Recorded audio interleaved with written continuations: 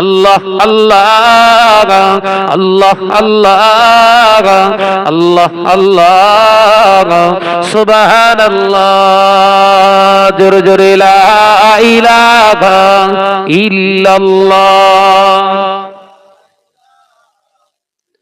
মাশাআল্লাহ মাশাআল্লাহ আর একটু জোরে লা ইলাহা ইল্লাল্লাহ ফ্যান চলে না পাহাড়ের ঝরনা ঝরে ঝরে যায় পাহাড়ের ঝরনা ঝরে ঝরে যায় তোমার নামে তসবিহ পড়ে জোরে হবে না আর একটু চিল্লে হবে না নারে তাকবীর আল্লাহ আল্লাহ আল্লাহ আল্লাহ আল্লাহ আল্লাহ সুবহানাল্লাহ জোরে জোরে লা ইলাহা ইল্লাল্লাহ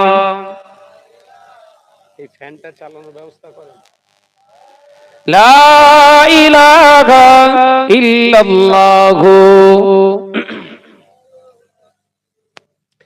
ভোরের পাখি কুহু কুহু ডাকি ভোরের পাখি কুহু কুহু ডাকি রবের নামে জিকির করে আল্লাহ আল্লাহ আল্লাহ আল্লাহ আল্লাহ আল্লাহ সুবহানাল্লাহ ইয়া রহমানু ইয়া রহিমু يا مالك يا قدوس الله الله الله الله الله الله سبحان الله جل لا إله إلا الله आवाज दिए पड़ी ला इलाहा इल्लल्लाह قال الله تعالى في كلامه المجيد والفرقان الحميد يا أيها الذين آمنوا آتوا الله وآتوا الرسول وأولي الأمر منكم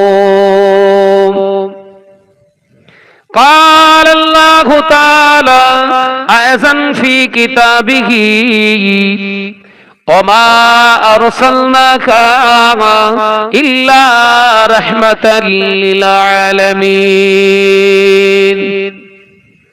قال رسول الله صلى الله عليه وسلم الرجل لا يدخل الجنة قطا قال النبي صلى الله عليه وسلم من أحب سنتي فقد أحبني ومن أحبني كان معي في الجنة হাজিরানে মজলিস সালাতু সালাম জানাই বিশ্ব নবীর দরবারে যে নবী সৃষ্টি না হলে আমার আল্লাহ কুল কায়নাতকে সৃষ্টি করতেন না জোরে বলুন সুবহানাল্লাহ একটু জোরে বলবেন না সুবহানাল্লাহ সে নবীর প্রতি জানাই দরুদ ও সালাম উচ্চ আওয়াজে পড়ি সাল্লাল্লাহু তাআলা আলাইহি ওয়াসাল্লাম জলসা মাহফিল এটা আজকে জলসা নয় আমার মুজাদ্দিদুজ জামান কুতুবুল আলাম মাহিয়ে সুন্নাত আমিরের তরিকাত আলা হযরত দাদা পীর রাহমাতুল্লাহ আলাইহির প্রতিষ্ঠিত জলসা এই জলসার একটা মর্তবা দরজা আলাদা সমাজের বুকে বহু আলেম ওলামা জলসা মাহফিল দিচ্ছে বহু জলসা মাহফিল আছে ও জলসার একটা রনক ও জলসার একটা মর্তবা আলাদা আর এই জলসার মর্তবা একটা আলাদা কারণ এই জলসা এখানে আগমন করেছিলেন যুগ শ্রেষ্ঠ বীর সন্তান, আমাদের সকলের হৃদয়ের স্পন্দন, মুজাদ্দুদ জামান আমির শরিয়াত আলা হযরত দাদা পীর রহমাতুল্লাহ আলাইহি। একবার জোরে বলুন না সুবহান। বাংলা জমিনে বহু আলেম ওলামা বিজ্ঞ পণ্ডিত সমাজে জন্ম নিয়েছেন, চলে গেছেন, প্রতিষ্ঠান রেখে গেছেন। তাদের প্রতিষ্ঠানের দিকে তাকান আর মুজাদ্দুদ জামান আমির শরিয়াত আলা হযরত দাদা পীর রহমাতুল্লাহ আলাইহির প্রতিষ্ঠানের দিকে তাকান, দুটো আলাদা মনে হয়ে যাবে। কথা বুঝতে পারছেন না? বহু মাদ্রাসা থেকে পঠন পাঠন করে হাজার হাজার আলেম ওলামা, শত শত আলেম ওলামা বের হচ্ছে, আর ফুরফুরা শরীফে মুজাদ্দুদ জামানের প্রতিষ্ঠিত এই মাদ্রাসা থেকে আলেম বের হচ্ছে। দুটো আলেমকে দেখলে পার্থক্য করা যায় না? যায় না? এটাই দাদা পীরের নেক নজর। একবার জোরে বলুন সুবহানাল্লাহ। ভাইরা, আমার নওজওয়ানেরা, যুবকেরা, ছেলেরা, বাচ্চারা, পর্দানাশীনা মা ও বোনেরা, মুজাদ্দুদ জামান আমির শরিয়াত আলা হযরত দাদা পীর রহমাতুল্লাহ আলাইহি এমন একজন বীর সন্তান আল্লাহ পাক আমাদের উপহার দিয়েছিলেন বাংলার জন্য।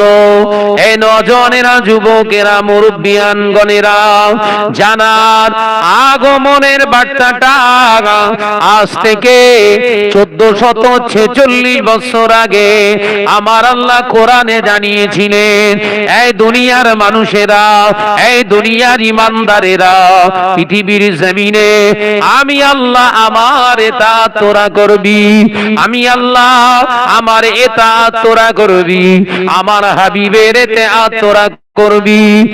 আর ওই সমস্ত আলেমী দ্বীনের সোহবতে যাবি। ভালো সুর দিয়ে ওয়াজ করতে পারে আলেম নয়, ভালো কোরআন মুখস্থ পড়তে পারে আলেম নয়। ওই সমস্ত আলেমের কাছে যাবি যে আলেম হাদিসের ইবারাত গুলো মুখস্থ বলে দিতে পারে, এ আলেম নয়। আমি আল্লাহ জানিয়ে দিলাম, আতিউল্লাহ ওয়া আতিউর রাসূল, আমি আল্লাহ আমার তাতে যাদের জীবন, আমার হাবিবের তাতে যাদের জীবন চলেছে, ওই আলেমের কাছে তোরা যাবি। আমি আল্লাহ বলছি, আমাকে আমার হাবিবকে তোরা পেয়ে যাবি। একবার জোরে হবে না? আলেম সবাই, ছোট থেকে দরবারে ফুরফুরা শরীফে মানুষ আমি। আব্বাজান মেজদা হুজুর পীর কেবলা রহমাতুল্লাহ আলাইহি বলতেন, বাবা সবাই আলেম। মুরব্বীরা বলতে পারবে, শুনেছেন? সবাই আলেম। কেউ 1 পয়সার আলেম, কেউ 2 পয়সার আলেম, কেউ 4 পয়সার আলেম, কেউ 8 আনার আলেম, কেউ 12 আনার আলেম, কেউ 16 আনার আলেম। ও আল্লাহর বান্দারা, আমি আবু বকরের বেটা আবু জাফর মোহাম্মদ ওজুদ্দিন তোমাদেরকে জানিয়ে দিলাম, সব আলেমের কাছে গেলে কিন্তু আল্লাহকে পাওয়া যায় না, রাসূলুল্লাহকে পাওয়া যায় না। ওই আলেমের সোহবতে তোমরা যাও, যে আলেমটা ইলম সঞ্চয় করেছে যতটা, ওই ইলমিয়াতের উপরে নিজের জীবনটা ইস্তেকামাত দিয়েছে, অর্থাৎ তার উপরে দৃঢ়তা দিয়ে আমল করেছে। আমি আবু বকরের বেটা বলে গেলাম, আল্লাহ আল্লাহ রাসূল সেই আলেমের কাছে পাওয়া যাবে। একবার জোরে বলে। সমাজে আলেম কম বেরিয়েছে, কি বলছেন? আমাদের উত্তর 24 পরগনা তো আলেম আলেমে হুড়ুহুড়ি ব্যাপার। এক একটা গ্রামে যাবেন, 2-10টা করে এক একটা গ্রামে আলেম আর হাফেজ। মনে করছেন শাহনাজ ভাই মিথ্যে কথা বলছে? চলেন আমার গ্রামে, চলেন আমার পাশের গ্রামে, চলেন তার পাশের গ্রামে, চলেন, আপনি অবাক হয়ে যাবেন। এক একটা গ্রাম থেকে 2-10টা সাদা মাটা এমনি আলেম পাবেন আপনি।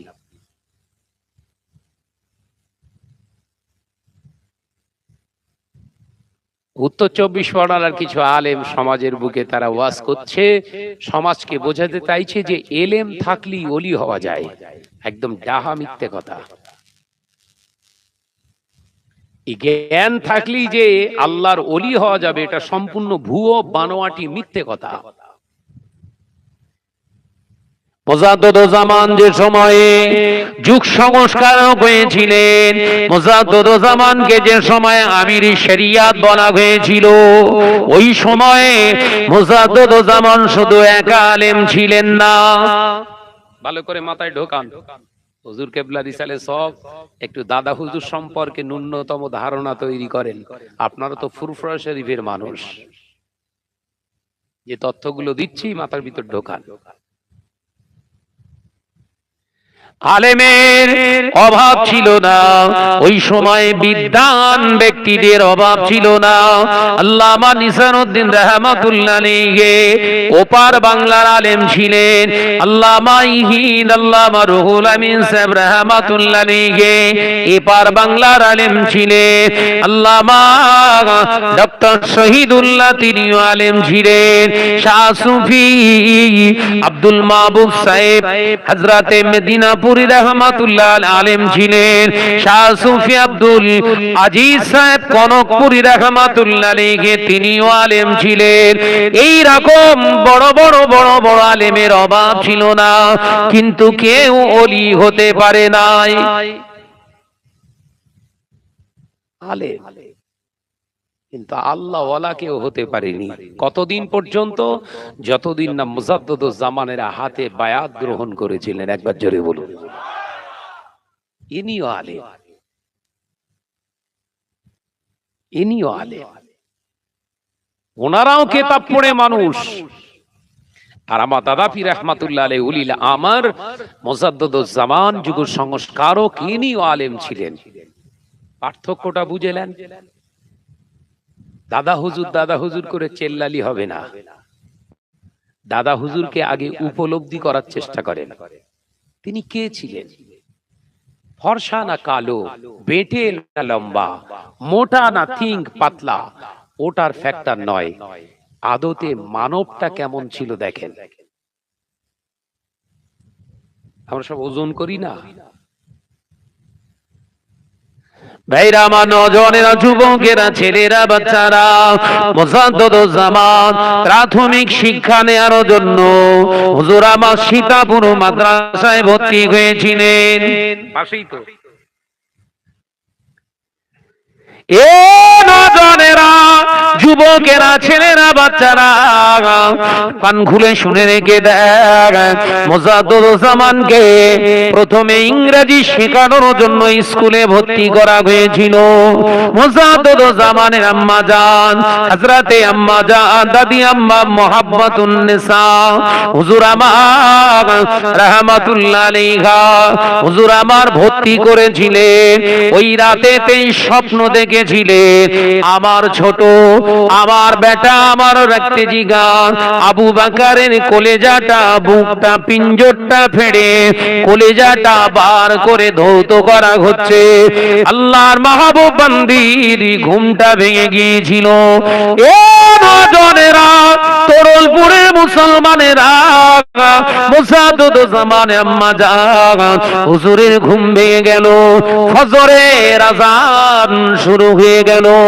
আসসালাতু খায়রুম মিনান নাওম। হুজুর উঠে বললেন, ওযু বানিয়ে নিলেন। হুজুর আমার ওযু বানিয়ে নিয়ে ফজরের নামাজটা আদায় করলেন।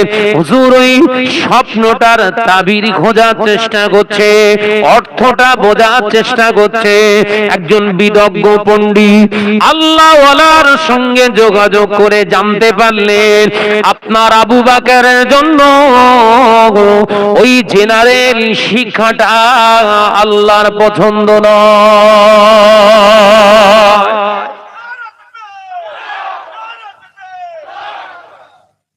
সন্তান ওই ইংরেজি মিডিয়ামে আপনি পড়াবেন না আপনার ছেলেকে, আল্লাহর পছন্দ না। আমাদের বাচ্চা কাচ্চাদের ভর্তি করে এরকম স্বপ্ন টপ্ন হয় বাপ? দেখেছেন? ভর্তি করে আসার পরের দিনই মা বলছে আমি বিরাট স্বপ্ন দেখেছি। কিরকম? আমার মেয়ে আমার ছেলে বিরাট বড় একটা মাস্টার হবে।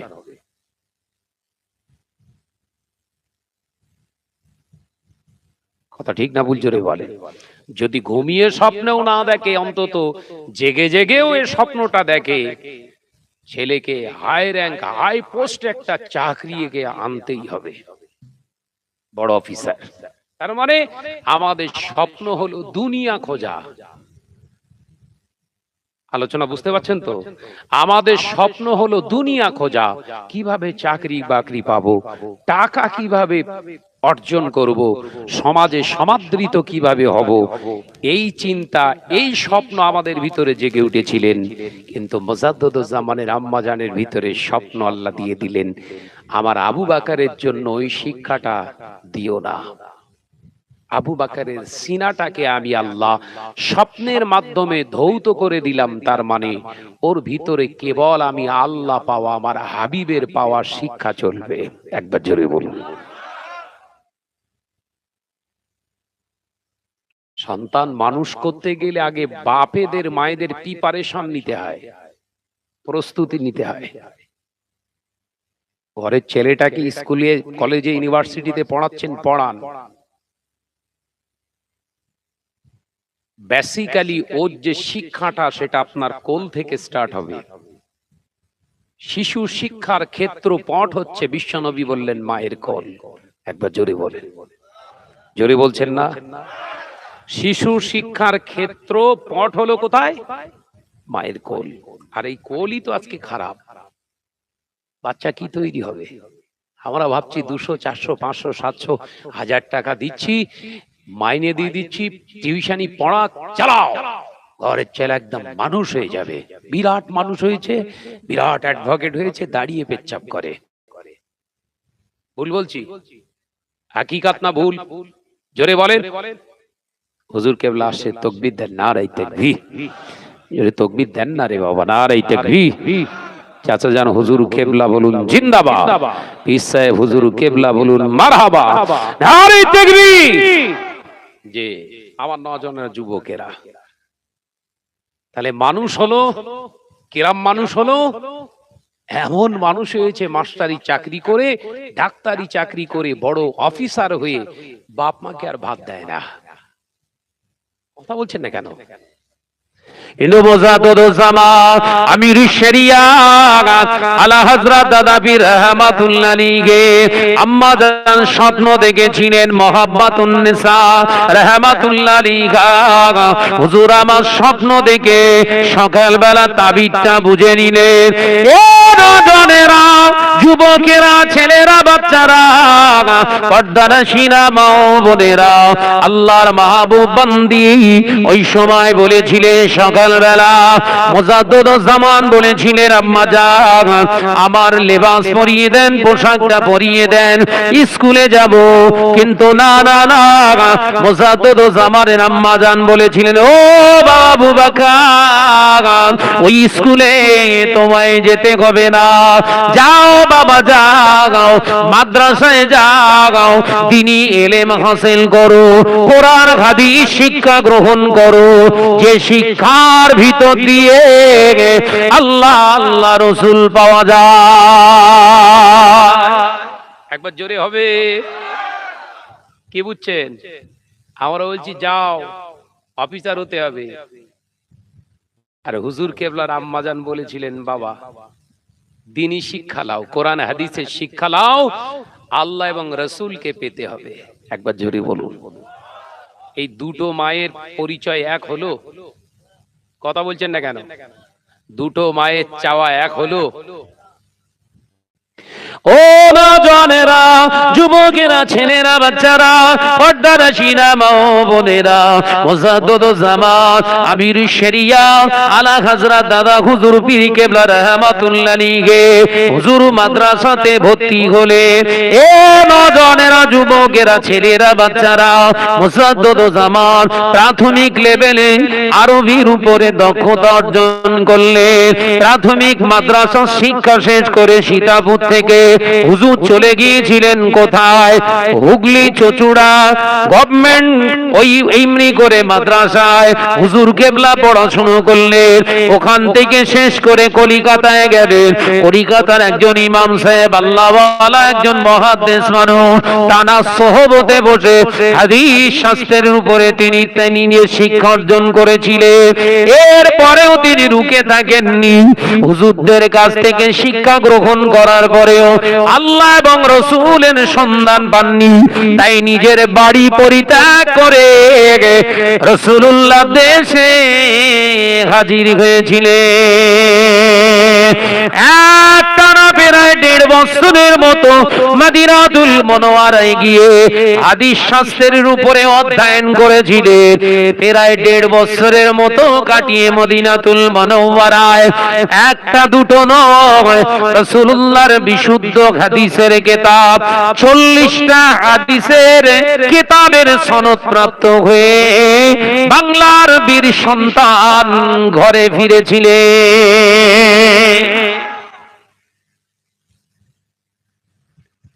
কোথায় মৌলী সাহেবগিরি করছো? হ্যাঁ, সামনে কোরআন শরীফ খুলে নিয়ে তাফসীর করছো, বড় বড় ভাষণ। তোর ইলম থাকতে পারে, তোর গলা থাকতে পারে, রাসূলের মহব্বত নেই, আল্লাহর ভয় নেই, তোর 1 পয়সা দাম নেই। কি ভাবছেন? কথা ঠিক বলিস না ভুল বলিস? এরকম সমাজে আলেম দেখা যাচ্ছে না যায়নি? দেখা যাচ্ছে না যায়নি? কথা বলেন। বিরাট বড় পণ্ডিত, ঘন্টার পর ঘন্টা আরবিতে কথা বলতে পারে, জবানের দাম নেই, এক বলে আর এক করে। এরকম সমাজ আছে না নাই? ওয়াদা খেলাফ করে। আল্লাহ নবী ওই জন্য জানিয়েছিলেন আয়াতুন নিফাকুস সালাসা। হাদিস শরীফ বলছি, ভালো করে শুনেলেন। আল্লাহ নবী পাক জবানে জানিয়েছিলেন আয়াতুন নিফাকুস সালাসা, মুনাফিক যারা হয় ওদের ভিতরে 3টি আলামত দেখতে পাওয়া যায়। আল্লাহ নবী জানিয়ে দিলেন ইজা হাদাসা কাযিবা, ওরা যখন কথা বলবে কথার ভিতরে মিথ্যা কথা বলবে। নবী মেনশন করে বলেননি, কিন্তু নবী বললেন মুনাফিক যারা হয় তাদের ভিতরে 3টি আলামত দেখতে পাওয়া যাবে। নাম্বার 1, প্রথমেই বললেন আল্লাহ রাসূল ইজা হাদাসা কাযিবা, মুসলিম শরীফের হাদিস। আল্লাহ নবী বললেন তারা যখন কথা বলবে মিথ্যার আশ্রয় গ্রহণ করবে। হুজুর ভাইজান কোথা আছে? বিরাট বড় আলেম আছে কলকাতায়, বলছে এই তো চণ্ডীতলায় চলে এসেছি। আছে না নাই? কথা বলছেন না কেন?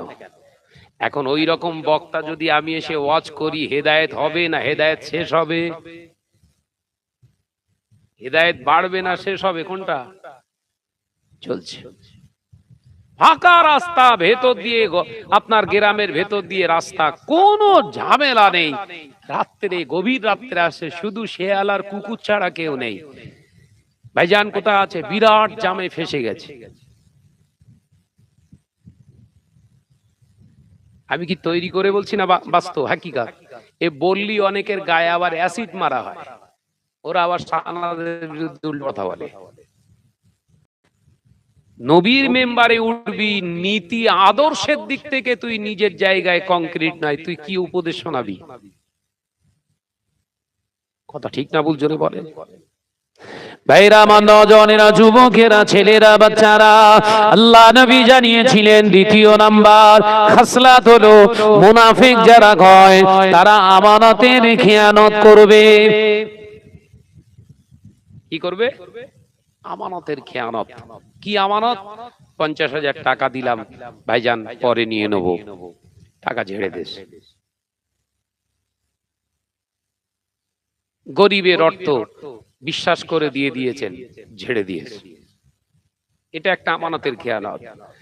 এটা শুধু আমানতের খেয়ানত নয়, আমানতের খেয়ানত এটাও আপনাকে কেউ বিশ্বাস করে দুটো গোপন কথা বলেছে, তার উইদাউট পারমিশনে অন্যজনকে বলে দেওয়া হলো, এটা আমানতের খেয়ানত।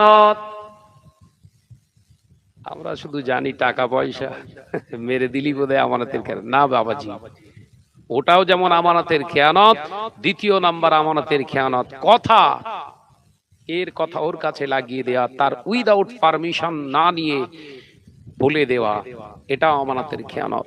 তৃতীয় নাম্বার আমানতের খেয়ানত হলো সমাজের বুকে যেটা ভরি ভরি চলছে বাবা, আমানতের খেয়ানত।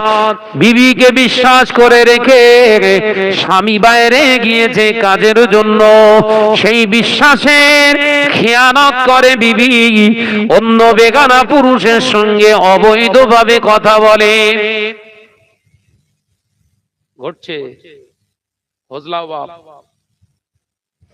চতুর্থ নাম্বার আমানতের খেয়ানত হলো বাবাজি আপনাকে একজন ভাই দায়িত্ব দিয়েছে, ওই কাজটা আপনি একা করবেন। আপনার ক্ষমতা থাকলে আপনি বলুন, না পারলে বলে দেন। ওই ব্যক্তিটা ক্ষমতার বলে ওই ব্যক্তিটা বলে দিও, হ্যাঁ করে দেব, ওয়াদা বললাম।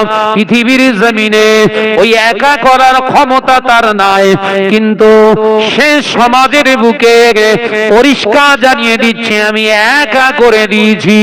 কিন্তু না না না, ওই ব্যক্তিটা একা কাজটা করলো না, এই জায়গা থেকেও সে বিশ্বাসের খেয়ানত করেছে। ও নজনেরা, যুবকেরা, ছেলেরা, বাচ্চারা, পর্দানাসীনা মা ও বোনেরা, মুজাদ্দিদ জামানের লাইফ হিস্ট্রিতে আমানতের খেয়ানতের কোন জায়গা আজ বাংলার আলেমেরা খুঁজে বার করতে পারে না। একবার জোরে বলো। মুজাদ্দিদ জামান জীবনে কোনদিন মিথ্যা কথা বলেছেন আজও প্রমাণ করতে পারে না। ও নওজওয়ানেরা, তৃতীয় নাম্বার মুনাফিকের ক্যারেক্টার খাসলাত হলো কি বাবাজি এই সমাজের বুকে সব থেকে বেশি আমাদের ভিতরে পাওয়া যায়, সেটা অন্য কিছু নয়, ওয়াদা করে ওয়াদা নেভানো না, ওয়াদা করে ওয়াদাটা পূর্ণ করলো না। এই রকম মানুষের সংখ্যা সমাজে বেশি না কম। মুজাদ্দিদ জামানের জীবনে তিনটি আমল ছিল সক্রিয়। একবার জোরে বলুন। ওই জন্য হুজুর পীর কেবলার ওসিয়াত নামাটা পড়ে দেখবেন, ওসিয়াত নামাটা পড়ে দেখবেন। শুধু পড়লে তো হয় না, হুজুর কেবলার ওই 57টা ওসিয়াতের মুদাল্লাল করেছে, এইরকম মোটা একটা বই হয়েছে। কথা বুঝতে পারছেন না? যে দাদা হুজুর এই 57টা যে কথা বলে গেছেন, এই 57টা বাক্যের দলিল কি? এই দলিল আদাল্লা বার করতে যে একটা দেখছিলাম, শাহ সুফি পীর সেবগাতুল্লাহ সিদ্দিকী চাচাজান হুজুর কেবলা হাফিজুল্লাহ হুজুরের নেতৃত্বে একটা কিতাব প্রকাশ হয়েছে, দেখেছেন কি আপনারা? ওসিয়াত নামার মুদাল্লাল। এইরকম মোটা কিতাব, এক পাতা কথার এইরকম একটা বই হয়ে গেছে। কত বড় জ্ঞানীপূর্ণ মানুষ আল্লাহ বানিয়েছিলেন মুজাদ্দিদ জামানকে। একবার জোরে বলুন, একবার জোরে বলো বাবা। ভাইরা, আমার নজনেরা, যুবকেরা, ছেলেরা, বাচ্চারা, মুজাদ্দিদ জামান বাড়িতে ফিরে এসেছিলেন। হুজুরের বিবাহ শাদী আল্লাহ পাকের খাস রহমতে হলো। বিবাহ শাদী হওয়ার পরে দেখতে পাওয়া যায় মুজাদ্দিদ জামান বাড়িতে এসে মদিনাতুল মুনাওয়ারা থেকে এসে ঘরের দরওয়াজা দিয়ে হাদিসের কিতাবগুলো সামনে রেখে খুলে খুলে কেঁদে জারে যা হয়ে যেতে রোনাজালি করতে। মুজাদ্দিদ জামানের কান্না শুনে দাদি আম্মা জান বলতে, হুজুর আপনি কেন কাঁদছেন? ঘরের ভিতরে বসে বসে কিতাব সামনে রেখে কাঁদছেন, কারণটা কি একবার বলুন। মুজাদ্দিদ জামান ডুকরে ডুকরে কেঁদে কেঁদে বলেছিলেন, ও আল্লাহর বান্দি, তুমি তো আমার আগালিয়া, তোমার সঙ্গে আমার কথা বলতে অসুবিধা নাই। আমি আবু বকর শিক্ষা গ্রহণ করেছি, কোরআন হাদিস শিখেছি, হাদিস শাস্ত্র আমার নবী পাকের হাদিসগুলো পড়েছি। আজ আমি আবু বকর অবাক হয়ে যাই, যে কিতাবগুলো আমি পড়েছি, যে হাদিসগুলো আমি পড়েছি, ওই হাদিসগুলো দেখি আর আমার কষ্ট হয়। এই হাদিসের উপরে তো আমি নিজে আমল করছি, কিন্তু আমার চতুর্দিকে যে মানুষগুলো বসবাস করছে, এই হাদিসের খেলাফ তাদের জীবন চলছে। তাই আমি আবু বকর কেঁদে কেঁদে আল্লাহ রাসূলের হাদিসকে সামনে নিয়ে আল্লাহর কাছে দোয়া চাইছি, আল্লাহ শুধু আবু বকরকে ন্যায় নীতি পরায়ণ করে তুলবেন না, আবু বকরকে এ তৌফিক তুমি দান করো, এই বাংলার মুসলমানদের যেন ঈমানি শক্তি ইসলামের জায়গায় কংক্রিট করে দিতে পারে। জাতির জন্য নিবেদিত প্রাণ ছিলেন দাদা পীর রহমাতুল্লাহ আলাইহি, জাতির জন্য করেছে। আজকে সমাজে সব আলেম বেরিয়েছে, সব নিজেরা হুজুর সাজার জন্য পাগল হয়ে আছে। কথা বলছেন না কেন? লড়াই চলছে আমাদের উত্তর 24 পরগনা, ঝাপটা ওই রকম দিচ্ছি, কথা বুঝতে পারবেন? আমি বড়, আমি বড়, আমি বড়, আমি বড়, কেউ জানে না, কিচ্ছু জানে না, এই জানে না, সেই জানে না, ঝাপটা ওই রকম খাচ্ছে। বাবাজি, আলেম হওয়া যেমন শর্ত, এলমিয়াতের উপরে ইস্তেকামাত দিয়ে শরিয়াতের দৃষ্টিতে আপনার জিন্দেগিটা চালানোটা হচ্ছে সব থেকে বড় আল্লাহর হুকুম। ইলম তো আপনি হাসিল করলেন, এখানে বসে আজকে ওয়াজ শুনছেন, যা কিছু নসিহত শুনছেন সেটাই আপনার জ্ঞান, আপনি আলেম। কিন্তু এই ওয়াজ শুনে যদি আপনি আমল না করেন, এই ইলম হাসিল করাটা আপনার জীবনে সার্থকতা হলো না, আপনার জীবনে ডেভেলপ হলো না, আপনার জীবনে সাকসেসফুল কামিয়াবি আপনি আনতে পারলেন না। তাহলে ইলমের মর্যাদা রাখতে পারলেন? এই কথা বলছেন না কেন? রাখতে পারলেন? কোনো দাম নেই। ভাইরা, আমার নজনেরা, যুবকেরা, ছেলেরা, বাচ্চারা, পর্দানশীরা, মা ও বোনেরা, আল্লাহর ওলি মুজাদ্দিদ জামান আমির শরিয়া আলা হযরত দাদা পীর রহমাতুল্লাহ আলাইহি বাংলা জমিনের খেদমতের জন্য আল্লাহর কাছে দোয়া চাইতে, কেঁদে কেঁদে দোয়া চাইতে। এ নজনেরা, ফুরফুরা তোরপুরের মুসলমানেরা, ফুরফুরা শরীফের বাসিন্দা হওয়ার পরেও ফুরফুরা শরীফের কিছু মানুষ মুজাদ্দিদ জামানের প্রতি অসন্তোষ প্রকাশ করেছিল। মুজাদ্দিদ জামান আমির শরিয়া আলা হযরত দাদা পীর রহমাতুল্লাহ আলাইহি মনের কষ্টে ফুরফুরা শরীফ ছেড়ে দোক বলে একটি জায়গা আছে, নালিকুল থেকে বেরায় 7-8 কিলোমিটার ভিতরে ঢুকে যেতে হয়, জায়গাটার নাম দোক শরীফ। ওইখানে হুজুর জঙ্গলে গিয়ে বসে মন খারাপ করে ইবাদত করেছিলেন, কেঁদে কেঁদে এলাকা মানুষের কাছ থেকে ভৎসনা পেয়ে হুজুর আমার ওখানে হিজরত করেছিলেন। ও নজনেরা, দাদা পীর রহমাতুল্লাহ আলাইহি এই ফুরফুরা ছেড়ে যেদিন ওই এমনি করে দেখতে পাওয়া যায় দোক শরীফে যখন চলে গিয়েছিলেন, ওই রাতে আল্লাহ নবী স্বপ্ন দেখিয়েছিলেন, আবু বকর আমার একটা সুন্নাত তোমার জীবন থেকে আদায় হচ্ছিল না বলে আল্লাহ এই হিজরতের সুন্নতটা আদায় করে নিয়েছে। একবার জোরে বলো। দাদা পীর রহমাতুল্লাহ আলাইহির একটা সুন্নত আদায় হচ্ছিল না, হিজরত করা।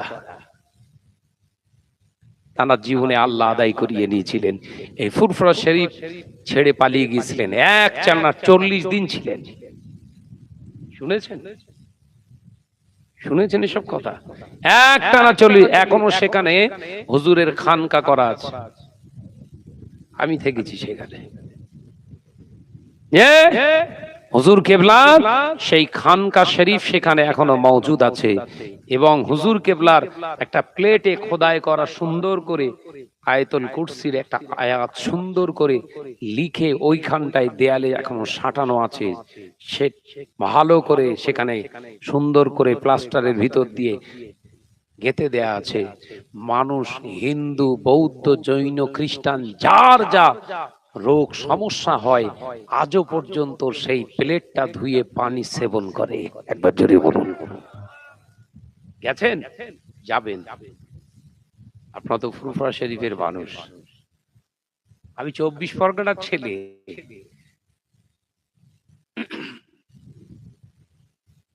তাহলে যে জায়গা আমি বলতে চেয়েছিলাম, তাহলে দাদা পীর রহমাতুল্লাহ সুন্নতটা আদায় হয়ে গেল। গোটা ফুরফুরা ময় এমন একটা রোগের, এমন একটা ভাইরাসে আক্রান্ত হয়েছিলেন, ঘন ঘন ঘন ঘন মানুষ মরা শুরু হয়ে গিয়েছিল। ও নজরেরা, সেই সময় একজন আল্লাহর ওলির দরবারে যে ফুরফুরা শরীফের মুরব্বিরা গিয়ে জেনে জানতে পেরেছিলেন বাংলার আবু বকর মনে কষ্ট পেয়ে ফুরফুরা ছেড়ে পালিয়ে গেছে, তাকে তোমরা ফিরিয়ে আনো। তার ফিরে আসাতে আল্লাহ এই মহামারী ভালো করে দেবে। একবার জোরে বলো। একজন যোগ্য হাক্কানি আল্লাহওয়ালা আলেম যে গ্রাম দিয়ে যায়, সেই গ্রামের অনেক বালা মুসিবত আল্লাহ দূর করে দেয়। একবার জোরে বলুন। এটা হলো তার একটা দৃষ্টান্ত। বাংলায় কিন্তু আলেমের অভাব নেই। মাথায় ঢুকছে তো নাকি? কনকপুর, কলুবাটি, কনকপুর, ওখানে একজন বিদগ্ধ আল্লাহওয়ালা আল্লাহর মাহবুব বান্দা শুয়েছে, হুজুর কেবলার খলিফা আব্দুল আজিজ সাহেব কনকপুরী রহমাতুল্লাহ আলাইহি। এত বড় বড় হাস্তি দাদা পীর রহমাতুল্লাহ আলাইহির সঙ্গে মুখে হুজুর বাহাস করতেন। কত বড় পণ্ডিত মানুষ ছিলেন, কথাতেই কথাতেই বাহাস করতেন। দাদা পীর রহমাতুল্লাহ আলাইহির সঙ্গে বাহাস করতেন। শেষে দাদা পীর রহমাতুল্লাহ আলাইহির কাছে পরাস্ত হয়ে হাতে বায়াত গ্রহণ করেছিলেন। একবার জোরে বলুন। একবার জোরে হবে না সুবহানাল্লাহ? আলেম সবাই, আল্লাহওয়ালা সবাই নয়। আল্লাহ বলছে আল্লাহওয়ালা আলেমদের সোহবতে যাও। ভাইরা, নওজওয়ানেরা, যুবকেরা, ছেলেরা, বাচ্চারা, পর্দারা শিনা মা বোনেরা, আলোচনা বুঝুন। মুজাদ্দিদ জামান আমির শরিয়াত আলা হযরত দাদা পীর রহমাতুল্লাহ আলাইহি হুজুরকে যখন আবার রাসূল পাক সাল্লাল্লাহু আলাইহি ওয়াসাল্লাম স্বপ্ন যোগে বলে দিলেন, ও আমার আবু বকর, ফিরে যাও, ফিরে যাও। ফুরফুরার মানুষ, বালিয়া বাসন্তীর মানুষ বড় কষ্টের ভিতরে আছে, যাও বাবা, ফিরে যাও। আমি নবীর সুন্নাত আদায় হয়ে গিয়েছে, চলে যাও। মুসাদ্দদ জামান ফিরে এসেছিলেন। ও নওজওয়ানেরা, যুবকেরা, মুসাদ্দদ জামানের ধন সম্পদ, মুসাদ্দদ জামানের মর্তবা দরজা আল্লাহ এত বাড়িয়ে দিয়েছিলেন, ওখান থেকে ফিরে আসার পরে এ নওজওয়ানেরা আজকে ফুরফুরা শরীফে এলাকার শত শত বিঘে যে সম্পত্তি দেখতে পান, যার খাজনা লাগে না, সেই সময় এমনি করে ব্রিটিশ সরকার মুজাদ্দিদ জামানের সম্পত্তির উপরে সিল মেরে দিয়েছিলেন।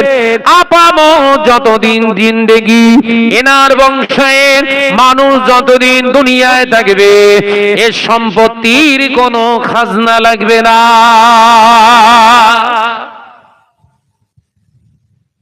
আছে না নাই? আছে তো। দাদা পীরের আওলাদদের জলসা করে খেতে হবে। যে মৌলী সাহেব গুলো বলে ওরা দাদা হুজুর সম্পর্কে পড়িনি, গাছ ব্যবসায়ী চাষির ছেলে ছিলেন না মুজাদ্দিদ জামান। তার আলা ওলাদরা হলেন জমিদার ফ্যামিলি, জমিদার থেকে জমিদার ফ্যামিলির সন্তান। একবার জোরে বলুন সুবহানাল্লাহ। তাই যে মৌলী সাহেব গুলো বলে আসলে এরা দাদা হুজুর সম্পর্কে তো কিছু জানে না।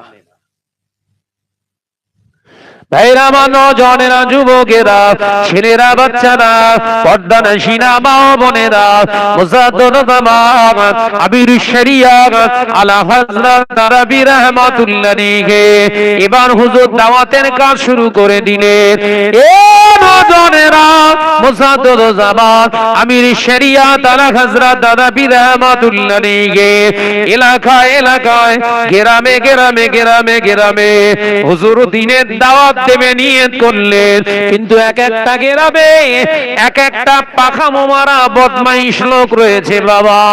মুজাদ্দিদ জামান দাওয়াতের কথা বলতে ওই রকম কিছু বদমাইশ লোক বললেন, ও আবু বকর সিদ্দিকী রাহমাতুল্লাহি আপনার ওয়াজ আমরা শুনবো, কিন্তু আমাদের এই মাঠের কাজগুলো কে করে দেবে? আপনার ওয়াজ শুনবো, তো এই কাজগুলো কে করবে? এই এতগুলো ধান কাটা, এ নিড়ুনে, এ সবজি বাগান পরিষ্কার করা, এ কে পরিষ্কার করবে? দাদা পীর রহমাতুল্লাহ আলাইহি মন মুচকে হেসে বলেছিলেন, আমি যদি আপনাদের সঙ্গে কাজে যোগ দিয়ে করি, আপনারা ওয়াজ শুনবেন তো? একবার জোরে বলবেন না? একবার জোরে হবে না? দাদা পীর রহমাতুল্লাহ আলাইহি ওই চাষীদের সঙ্গে খেটেছেন। কারণ কি? বাংলার মানুষকে দিনের রাস্তায় আনার জন্য। একবার জোরে বলুন না সুবহানাল্লাহ। তানার এই অক্লান্ত পরিশ্রম আজকে যারা হেসে খেলে উড়িয়ে দিতে চায়, এদের নিয়ে আমি আবার ভাবি এরা কারা? কথা বুঝতে পেরেছেন? এদের নিয়ে আমি চিন্তা করি। ভাইরা, নওজনেরা, যুবকেরা, আল্লাহর ওলি মুজাদ্দিদ জামান আমির শরিয়াত আলা হযরত দাদা পীর রহমাতুল্লাহি হুজুর দিনের দাওয়াত দিতে শুরু করলেন। এ নওজনেরা, মুজাদ্দিদ জামানের দাওয়াত জলসায় আল্লাহ তাসির এনে দিলেন। এক একটা মজলিসে মানুষ মুজাদ্দিদ জামান আমাদের মতে এত এয়ার কন্ডিশন, এত সুন্দর মাইকে ওয়াজ করেননি। নসিবে তানা এত ভালো মাইক তানার নসিবে আসেনি। খারাপ মাইকে, খারাপ যন্ত্রের উপরে তিনি ওয়াজ করেছেন, কিন্তু হাজার হাজার জনতা আওয়াজটা ভালোভাবে পেয়ে যেতে। হজ্জাতুল বেদাতে আমার নবী 1.5 লক্ষ মুসলমানদের সামনে বয়ান দিয়েছিলেন, খুতবা দিয়েছিলেন মাইক ছাড়া। সাহাবায়ে কেরামদের লক্ষ্য করে নবী বলেছিলেন, তোমরা কি শুনতে পাচ্ছ? সাহাবায়ে কেরামেরা একটা দুটো নয়, 1.5 লক্ষর অধিক সাহাবী পেছন দিক থেকে আওয়াজ তুলেছিলেন, ইয়া রাসূলুল্লাহ, হাবিবাল্লাহ, সঠিকভাবে সুন্দরভাবে, কোনো অসুবিধা হয় না, আপনার নসিহত গুলো আমরা শুনতে পাই। আল্লাহ পাক মুজাদ্দিদ জামানের নীতি আদর্শ ইলাহাত আল্লাহ এত দিয়েছিলেন, মুজাদ্দিদ জামানের নসিহতের তাসির আল্লাহ এত দিয়েছিলেন, হাজার হাজার মুসলমান জলসা শুনতে আসতেন।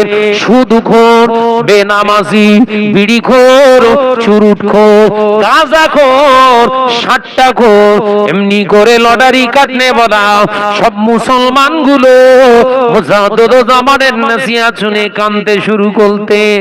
কেঁদে কেঁদে কেঁদে কেঁদে এমন মজলিসে বেহুশ হয়ে যেত, বেহুশ হয়ে যেত।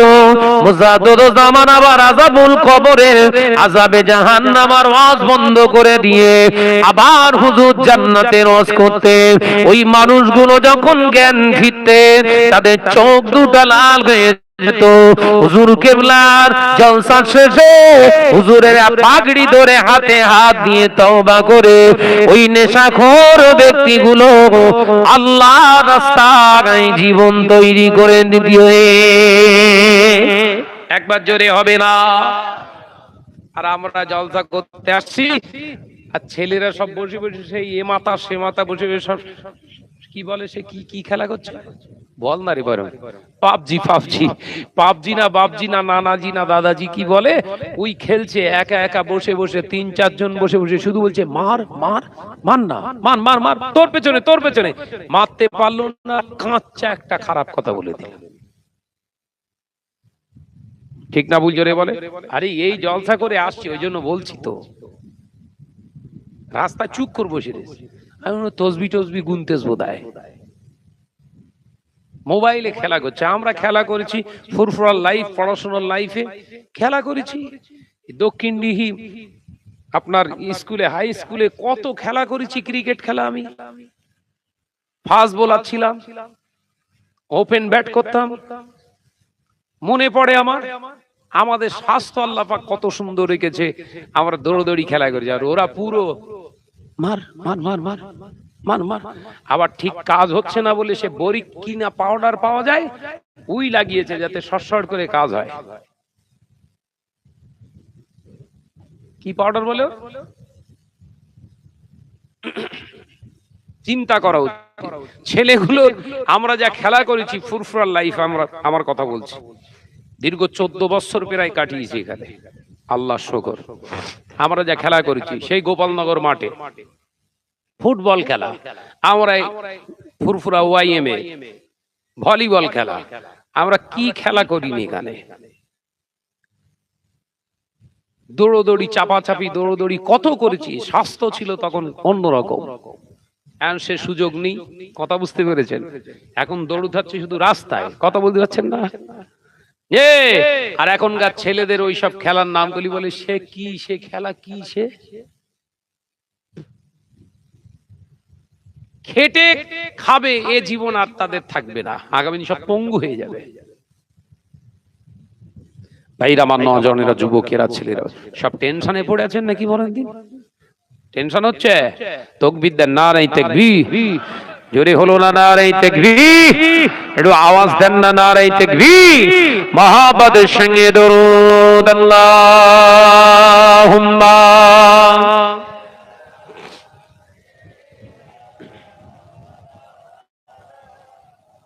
একটু আওয়াজ দেন, ওয়ালা আলি।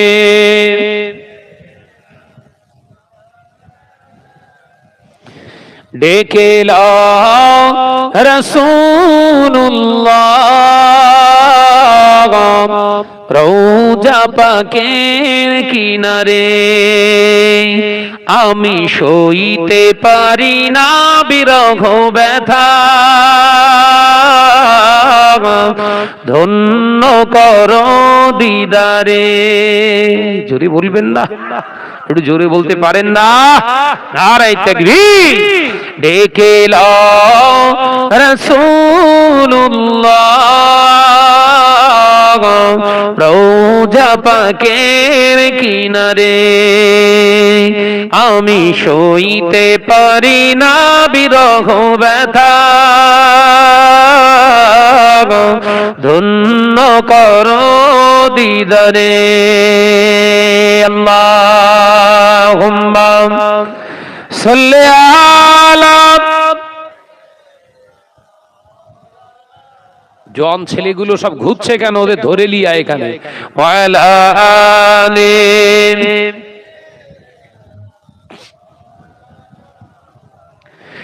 নূরে উজ্জ্বল চেহারা তোমার, দেখে মন যে ভরে যায়। জোরে বলবেন না? একটু জোরে বলতে পারেন না? তোমার ওই গুম্বাজে খাজরা দেখি মানো বেড়ে যায়। একবার জোরে হবে না? নারে তাকবীর। ডেকে লাও রাসূলুল্লাহ রওজা পাকের কিনারে, আমি সইতে পারি না বিরহ ব্যথা, ধন্য করো দিদারে। আল্লাহ আল্লাহুম্মা সাল্লি আলা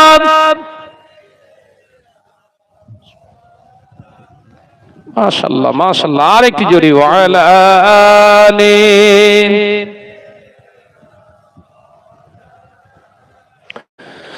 মদিনার আকাশ মদিনার বাতাস মদিনার আকাশ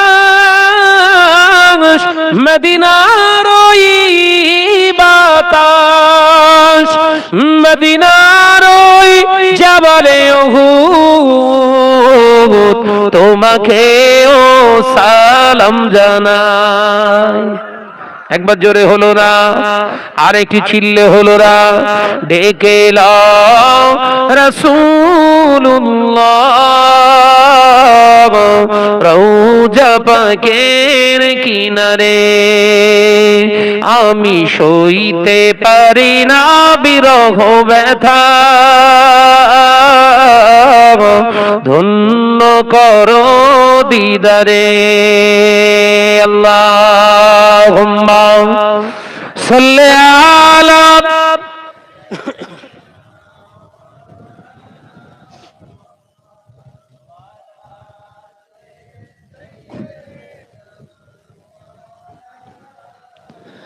আমার নজনেরা, যুবকেরা, ছেলেরা, বাচ্চারা, পর্দানাশীনা মা ও বোনেরা, শুনে রেখে দিন, জেনে রেখে দিন, মুজাদ্দিদুজ্জামানে অক্লান্ত পরিশ্রম। মুজাদ্দিদুজ্জামান শুধু নিজে জলসা করেননি, ও নজনেরা, যুবকেরা, ছেলেরা, বাচ্চারা, তানার জীবনের আমল, কোরআন হাদিসের বাস্তবিকতা, তানার জীবনের এক্সপেরিয়েন্স, অভিজ্ঞতাগুলো যদি আজকে সমাজে তুলে ধরা যায় তাহলে বুঝতে পারবে মুজাদ্দিদুজ্জামান কতটাই তানার জীবনটা স্বচ্ছ রেখেছিলেন।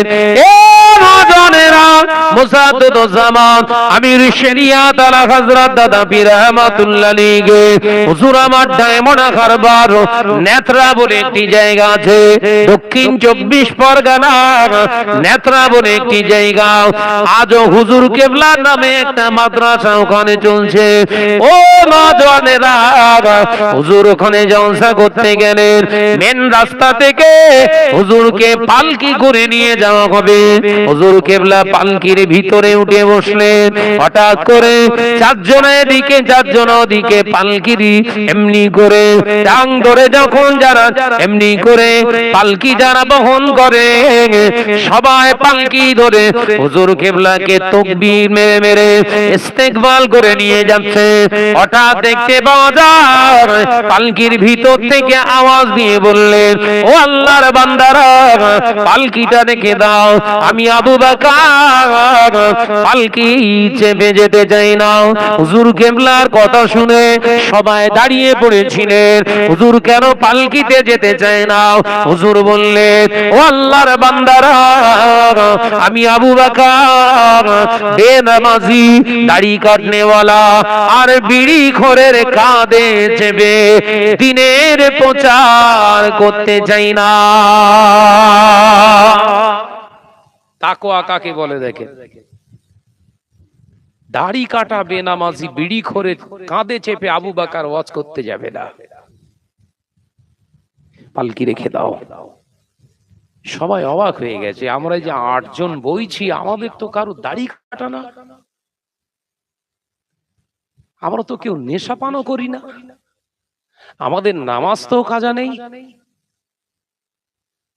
একে অপরের দিকে ফিরে পালকিটা রাখলেন। হুজুর 8 জনাই সামনে এসছে, আমাদের চেহারা দেখে কি আপনার মনে হচ্ছে আমরা নেশাখোর? হুজুর কেবলা বললেন, বাবা তোমাদের কথা বলিনি আমি। শুনছেন? বইছে কতজন? 8 জন। 8 জনই হুজুর কেবলার সামনে আসলেন। হুজুর কেবলা বললেন, তোমাদের তো বলিনি বাবা, যার বলেছি সে বুঝতে পেরে গেছে। পালকির ভিতরে সাওয়ার হলে সাধারণত 2 সাইডে সামনে কিছু দেখা যায়, সব তো ঘেরা। হুজুর কেবলা বললেন, বাবা যার বলেছি সে জানতে পেরে গেছে। বলার সঙ্গে সঙ্গে হুজুর কেবলা পালকি থেকে পা মুবারকটা নামাচ্ছেন, এমন সময় একজন এসে পায়ে জড়িয়ে ধরেছে। একজন ব্যক্তি হুজুর কেবলার কদম দুটো জড়িয়ে ধরে হাও হাও করে কাঁদছে, দাড়ি কাটা, শুটশাট পরে আছে। আল্লাহর ওলি বললেন, আল্লাহর বান্দা, আমি নামাজি বান্দি, আল্লাহর নামাজ আদায় করি, আমি আবু বকর নেশা করি না, আমি আবু বকর বেনামাজি নয়, আমি আবু বকর দাড়ি কাটি না, দাড়ি মুন্ডন করি না। ও বাবা আল্লাহর বান্দা, তুমি যে নামাজ পড়ো না, তুমি যে নেশা পান করো, আবু বকরের পালকিতে কেন হাত দিলে বলো? একবার জোরে বলবেন না? তুমি আমার পালকিটা ধরলে। ঝরঝর করে কাঁদছে হুজুর, আপনি তো দেখতে পান না, আপনি তো দেখতে পাবেন না, এই ভেবে আমি পালকির ওই যে ডান্ডিটা আমি ধরেছিলাম, আপনার মতো মহান মানুষকে আমি একটু, আপনি পালকিতে চেপেছেন, আপনার পালকিতে আমি শরীক হওয়ার জন্য ধরেছিলাম। হুজুর আপনি তো পালকির ভিতরে ছিলেন, আপনি দেখতে পাবেন নাই, চিন্তা নিয়ে ধরেছিলাম। মুজাদ্দুজ্জামান আমির শরিয়াত আলা হযরত পীর রহমাতুল্লাহ আলাইহি চোখ দুটো লাল হয়ে যায়। হুজুর কিবলা ওই সময় বলেছিলেন, আল্লাহর বান্দা আবু বকর, আবু বকর পালকির ভিতরে থাকতে পারে, আবু বকর পালকির ভিতরে থাকতে পারে। আবু বকরের মাবুদ মহান রব্বুল আলামিন আবু বকর একটা অন্তর্চক্ষু দান করেছে, ওই অন্তর্চক্ষু দিয়ে আবু বকর বাইরের জিনিসগুলো আরো ভালো দেখতে পায়। একবার জোরে বলবেন না? ইলমে তাসাউফের উপরে কত বিদ্যা অর্জন করেছিলেন হুজুর। একজন বেনামাজি মানুষ হুজুর কেবলার পালকি ধরেছে, হুজুর জানতে পেরেছে। কারেন্টের থেকে ফাস্ট কাজ করছে না, কারেন্টের থেকে ফাস্ট কাজ আমাদের কোনো ব্যাপার নেই। কথা বলছেন না কেন? ঠিক আছে, চল চল। খুঁজলে দেখেন নামাজ কালামের কিচ্ছু ধার ধারে নেই। হাকিকাত তো নাকি? মুজাদ্দুজ্জামান ওই জন্য শুধু আলেম ছিলেন না, মুজাদ্দুজ্জামান শুধু যুগ সংস্কারক ছিলেন না, তিনি আল্লাহর প্রিয় ছিলেন। একবার জোরে বলুন সুবহানাল্লাহ। মদিনার জমিনে আল্লাহর ওলি যেবার হজ মোবারকে গিয়েছিলেন, কাইয়ুমুজ জামান বড় হুজুর পীর কেবলা রাহমাতুল্লাহ আলাইহি সঙ্গী হলেন আল্লামা মাইহিদ, আল্লামা রুহুল আমিন সাহেব রাহমাতুল্লাহ আলাইহি সঙ্গী হলেন মেদিনীপুরের শাহ সুফি আব্দুল মাহবুব সাহেব রাহমাতুল্লাহ আলাইহি সঙ্গী হলেন। এ নজনেরা মুজাদ্দুজ্জামানের সঙ্গে আরো বাংলা, এপার বাংলা ওপার বাংলা থেকে 1400 ব্যক্তি হজে যাচ্ছে। বিরাট একটা জাহাজ হুজুর কিবলার সঙ্গে যাচ্ছে, 1400 মানুষকে নিয়ে মুজাদ্দুজ্জামানের কাফেলা মক্কা জমিনে যাওয়ার সঙ্গে সঙ্গে মক্কার মানুষরা আল্লাহর ওলিকে দেখার জন্য তারা অপেক্ষামান। এ নজনেরা আরবের বাদশা মুজাদ্দুজ্জামানকে ইনভাইট করেছিলেন, খানা পিনা একদিনের এক সাজে তিনি খাওয়াবেন, এই নিয়েতে মুজাদ্দুজ্জামানকে হুজুরকে দাওয়াত করেছিলেন। মুজাদ্দুজ্জামান বলেছিলেন, ও আরবের বাদশা, আরবের বাদশার বার্তা বাহক আপনি বলে দেন, আরবের বাদশাকে বলে হজে আমি আবু বকর একা আসিনি, আমি একা নয়, আমার সঙ্গে 1400 আল্লাহর বান্দা আছে। দাওয়াত যদি দিতে হয় সবাইকে দেওয়া লাগবে। আমি আবু বকর রাজপ্রাসাদে বসে বসে খাবো, আমার সঙ্গে আসা বাংলার মুসলমান চেয়ে চেয়ে থাকবে, হবে না। আমি আবু বকর হজে এসেছি, হক মারতে আসি না। জোরে বলবেন না। দাওয়াত যদি দিতে হয় এই 1400 কেও দেওয়া লাগবে। সেই রাসূলুল্লাহর হাদিস মনে পড়ে গেল। বিশ্বনবীর সাহাবী হযরতে আবু আইয়ুব আল আনসারী রাদিয়াল্লাহু তাআলা এসে বললেন, ইয়া রাসূলুল্লাহ, হাবিব আল্লাহ, বিশ্বনবীকে সালাম দিয়ে বললেন, হুজুর আমার বাড়িতে আজকে আপনার দাওয়াত। শুনেননি? আল্লাহ নবী বলেছিলেন, বাবা আবু আইয়ুব আলী, ও আবু আইয়ুব আলী আনসারী, তোমার বাড়িতে আমার দাওয়াত, তোমার বাড়িতে আমার দাওয়াত। দুপুর বেলা আমার জন্য খাবার দাওয়াত দিয়েছো তুমি, তোমার দাওয়াতটা আমি নবী একা নিতে পারলাম না। একবার জোরে বলবেন না, জোরে বলবেন না। ও আমার আইয়ুব আলী আনসারী, আবু আইয়ুব আলী আনসারী, তোমার দাওয়াতটা আমি একা নিতে পারলাম না, কারণ সকলের সামনে তুমি দাওয়াত দিয়েছো। আমার এখানে আসহাবে সুফফা 70 জনের মতো সাহাবী অসহায়, দিন আনা দিন তাদের খাওয়া হয় না, দিনের পর দিন অনাহার অবস্থাতে তাদের দিন গুছরান। মক্কা জমিন থেকে সব ফেলে দিয়ে মদিনা জমিনে আল্লাহ আল্লাহ রাসূলের মহব্বতে তারা এসে পড়ে আছে, যাদের পরনের কাপড়টা ঠিকই ভাবে না। ও আল্লাহর বান্দা আইয়ুব আলী, ও আবু আইয়ুব আলী, তোমার বাড়িতে আমি দাওয়াত খেতে যাব। আমার এই অনাহার সাহাবীরা সবাই মনে মনে ভাববে, দুপুর বেলা আমার নবী গোশত ভরা দিয়ে রুটি খাচ্ছে, তাদের মনে কষ্ট হবে। আমি নবী হক মারতে আসি না, দুনিয়ার জমিনে হক আদায় করার জন্য আল্লাহ আমাকে পাঠিয়েছে। ও আমার আবু আইয়ুব আলী আনসারী, যদি দাওয়াত দিতে হয় এই সমস্ত সাহাবীদের দাওয়াত দেওয়া লাগবে। নবীর আদর্শের সঙ্গে মিলছে। কিতাব এসেছে ৭৯ জন রাসূলুল্লাহকে নিয়ে ৮০ জন সাহাবী, টোটাল ৮০ জন প্রেজেন্ট সাহাবী। হুজুর ওই চিল্লে বলেছিলেন বলে বিশ্বনবী বলেছিলেন, তোমার এই দাওয়াত আমি নেব না, গ্রহণ করতে পারলাম না। আমার আবু আইয়ুব আলী আনসারী, যদি দাওয়াত দিতে হয় সকলকে দাওয়াত দাও। তুমি যদি আমায় দাওয়াত দেবার ইচ্ছা তোমার যদি থাকতো, তাহলে চুপি চুপি এসে আমার আলাদা পার্সোনাল ডেকেলে বলতে পারতে।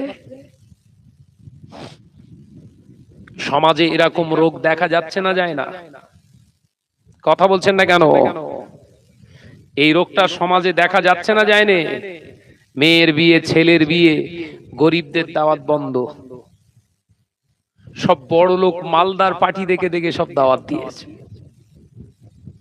খানা পিনায় আসছে, সব নতুন নতুন জিনিস দিয়ে আসছে। বাপরে বাপ, খুশিতে বেজা, একদম দিল খুশ একদম।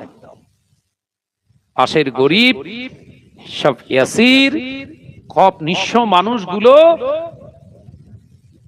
মনে মনে ভাবছে, আজকে শাহনাজ ভাইয়ের বাড়ি বিরাট শাদী মেজবান হচ্ছে,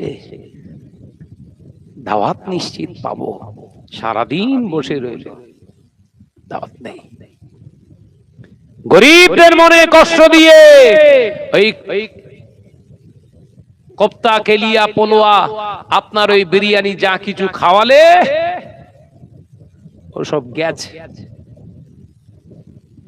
ওসব গেছে। গরিবদের হক আদায় করো। 5টা বড় লোক দাওয়াত করলে, ধনী ব্যক্তিকে দাওয়াত করলে 50টা গরিবকে করে খেতে দিও, আল্লাহ খুশি হবে। একবার জোরে বলুন, একবার জোরে হবে না? গরিবদের দাওয়াত করলে তো কিছু আনবে না ওরা, আনে কি আনবে, ওদের কি আছে? হ্যাঁ, খুব জোর হলে একটা হয়তো প্লাস্টিকের জগ কি ডিনার সেট দেবে, ও তো খাবে, হদ্দ খাওয়া, হিসেব করছে, ক্যালকুলেশন করছে গো। আমি কি ভুল বলছি না কি গো? না না, তরলপুর এলাকায় এসব হয় না, আমাদের ওই দিকটা হচ্ছে। দাওয়াত দিয়ে দিল, কত লোক খাবে গো? 1200 লোক খাবে। ওরে বাপ রে বাপ, 1200 লোক খাবে, মেহমানদারি করবে। ওরে সর্বনাশ, কত হাঁড়ি বিরিয়ানি? 20 হাঁড়ি বিরিয়ানি, 1200 লোক খাবে। আচ্ছা তাই, মাশাআল্লাহ, এলাকার সব গরিবদের দাওয়াত দিয়েছেন, ওদের কেন দাওয়াত দেবো? নোংরা ক্যাচড়া, এরা মুসলমান আছে না? নাই। কিন্তু একটা জিনিস খেয়াল করে দেখেছি, হুজুর কেবলাদের বাড়িতে, হুজুর কেবলাদের কাছে থেকে যেটা বুঝতে পেরেছি, রাসূলের সুন্নাতকে এখনো জিন্দা রেখে দিয়েছে। হুজুর কেবলাদের বাড়িতে কোনো বিয়ের অনুষ্ঠান হলে, জাকজমকপ্রদ অনুষ্ঠান হলে হিসাব থাকে, হিসাব থাকে, রান্না করে, গরিব বড় লোক সবাই খেতে পায়। কথা ঠিক না ভুল? জোরে বলেন। এই তো কিছুদিন আগে একটা হুজুর কেবলার বড় সাহেবজাদার কন্যার বিয়ে হলো, হিসেব করে খেতে দিয়েছিল, দল দল লোক ঢুকছে। এই যে নীতি আদর্শ, এটা কিন্তু অন্য কারণ নয়, এটা আমার রাসূলের পাকের আদর্শ। একবার জোরে বলবেন না সুবহানাল্লাহ? জোরে বলতে পারো না সুবহানাল্লাহ? ভাইরা আমার, নওজওয়ানেরা, যুবকেরা, ছেলেরা, বাচ্চারা, আল্লাহ নবী দো জানে বাদশাহ হাবিবুল্লাহকে, নবী জনাবে মুহাম্মদুর রাসূলুল্লাহকে সাল্লাল্লাহু আলাইহি ওয়াসাল্লাম যখন এই কথা বলেছিলেন, মদিনার বিশিষ্ট সাহাবী, ধনী সাহাবী হযরতে আবু আইয়ুব আল-আনসারী রাদিয়াল্লাহু তাআলা আনহু বলেছিলেন, ইয়া রাসূলুল্লাহ, হাবিবাল্লাহ, হুজুর অসুবিধা নাই, আপনি আছেন তো, আমার আল্লাহ আছে, আপনি দাওয়াত কবুল করেন। শুধু আপনাকে দাওয়াত দিলাম না, যত মুসলমান মদিনার মসজিদে নবী শরীফের এই মুহূর্তে যারা প্রেজেন্ট আছে, আমি সকলকে আজকে দুপুর বেলা জোহরের পরে খাওয়ার দাওয়াত দিয়ে গেলাম। আরো জোরে বলুন সুবহানাল্লাহ। নবী বলেছিলেন, যাও আমার আবু আইয়ুব আল-আনসারী, বাড়িতে যে তুমি খানা পিনার ব্যবস্থা করো, বিবিকে বলো গোশতটাকে বোনা বানাতে, যতটুকু বাড়িতে আটা আছে খাম তৈরি করে রুটি বানাতে বলো। আমি নবী বলছি, যতটুকু খাবার তৈরি হবে একটা পাত্রের ভিতরে রেখে দেবে, ঢেকে রেখে দেবে, যেন কেউ না খোলে। আমি নবী গিয়ে আমার হাত দিয়ে আমার সাহাবীদের বন্টন করব। আরো জোরে বলুন সুবহানাল্লাহ। এ নওজওয়ানেরা, যুবকেরা, ছেলেরা, বাচ্চারা, পর্দানশীনা মা ও বোনেরা, আল্লাহর নবী দো জানের বাদশাহ হাবিবুল্লাহকে, নবী জনাবে মুহাম্মদুর রাসূলুল্লাহকে সকলে বলি সাল্লাল্লাহু আলাইহি ওয়াসাল্লাম। হুজুর জোহরের নামাজ আদায় করে আল্লাহ নবী সাহাবীর বাড়িতে গেলে সালাম দিলে, হযরতে আবু আইয়ুব আল-আনসারী রাদিয়াল্লাহু তাআলা আনহু বেরিয়ে এলেন, ইয়া রাসূলুল্লাহ, হাবিবাল্লাহ, ইয়া রাসূলুল্লাহ, হাবিবাল্লাহ, খানা প্রস্তুত আছে, খানা প্রস্তুত আছে, আপনি সমস্ত সাহাবী ভাইদেরকে বসিয়ে দিন।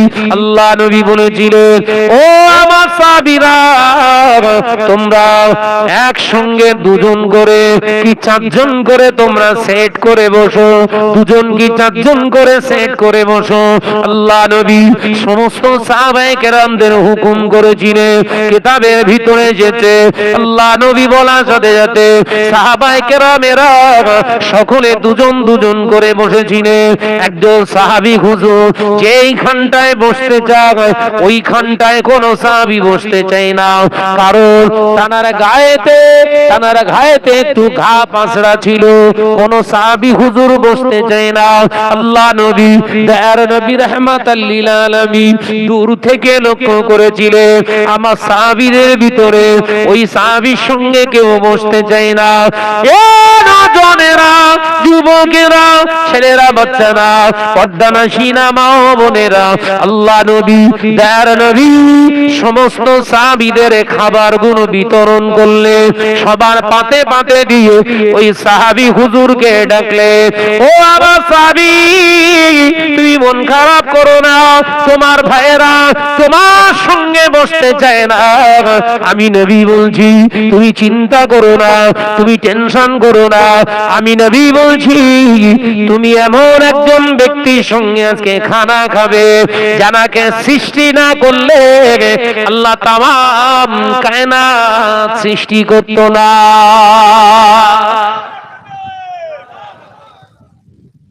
আজকে তুমি তানার সঙ্গে খানা খাবে, এসো। ও আমার সাহাবীরা, তোমরা মনে ভেবেছো, তোমরা মনে করেছো আমার সাহাবীর কেউ নয়, আমার সাহাবীর সঙ্গে কেউ বসতে চায় না। আমি নবী বলছি আমার সাহাবীর সঙ্গে আমি রাসূলুল্লাহ খেতে বসে গেলাম। এবার তোমরা বলো, এবার তোমরা বলো, তোমাদের সঙ্গে একে অপরের সঙ্গে যারা খাচ্ছ কার পাত্রটা সব থেকে দামি? সাহাবায়ে কেরামেরা লজ্জিত হয়ে গিয়েছিলেন। এখান থেকে একটি শিক্ষা পায় হাদিসে যে ছোঁয়াছে বলে ইসলামে কিছু নেই। সুবহানাল্লাহ বললেন না? কই জোরে হবে না সুবহানাল্লাহ? ছোঁয়াছে বলে ইসলাম বিশ্বাস করে না, কিন্তু আমাদের সেই ইমানের বজ্রাঘাত ফেলে দিয়েছে। 2020 সালে যা একটুখানি দানা ফেলেছে ওই দানাতে ইমানের বাস ফেলে দে, তারপর আর কাজ। কথা বলছেন না কেন? ওই বলে দিয়েছে, নাক দিয়ে ঢুকছে, যে পাত্রে হাত দিচ্ছে ওই পাত্রে হাত দেয়া যাবে না।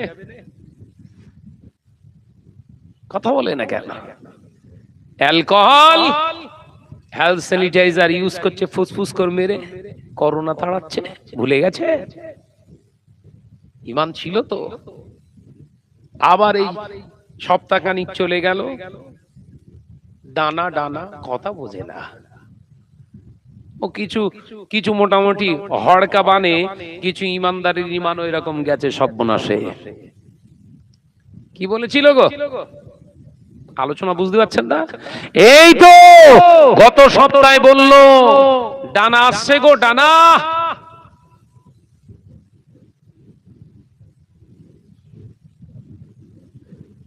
ডানা আসছে গো, 120 কিলোমিটার বেগে আসছে।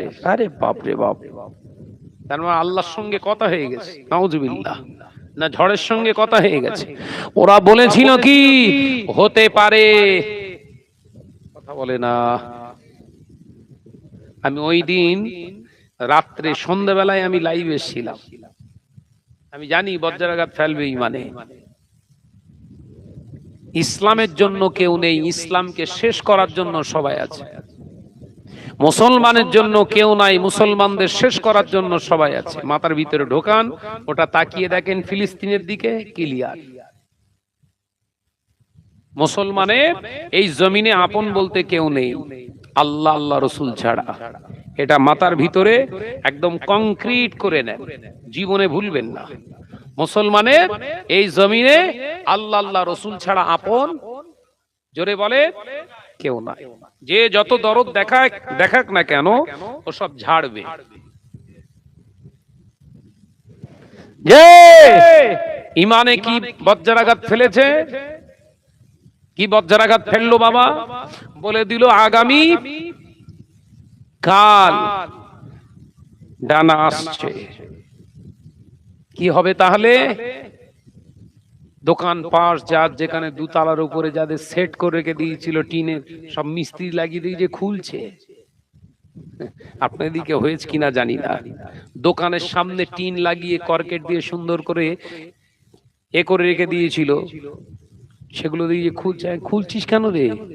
120 কিলোমিটার বেগে আসবে, সব সব শেষ হয়ে যাবে, ভেঙে টেঙে, দরকার নেই, খুলে রাখি, ক্ষতিটা থেকে বাঁচা যাবে। ঈমান আছে তো? কথা বলছেন না কেন? ঝড় দেনে বলে আল্লাহ, ঝড় দেয় আল্লাহ, বৃষ্টি দেয় আল্লাহ, আবার ঝড় দেন না আল্লাহ, বৃষ্টিও দেন না আল্লাহ। এ নজওয়ানেরা, যুবকেরা, ছেলেরা, বাচ্চারা, পর্দানশীনা মা বোনেরা, আল্লাহ নবী এই সম্পর্কে হাদিস বর্ণনা করে গেলেন। ও বাবা সাহাবীরা, এমন একটা দিন আসবে, সময় আসবে, আমার উম্মতেরা সকালবেলা ঈমানদার, দুপুর হতে না হতে বেঈমান হয়ে যাবে, দুপুর বেলা ঈমান আনবে, সন্ধে আসতে না আসতে, সূর্য উদিত সূর্য অস্তমিত যাবার আগে আবার বেঈমান হয়ে যাবে। আল্লাহ নবী সাহাবীরা নবীকে প্রশ্ন করেছিলেন, হুজুর কারণটা কি?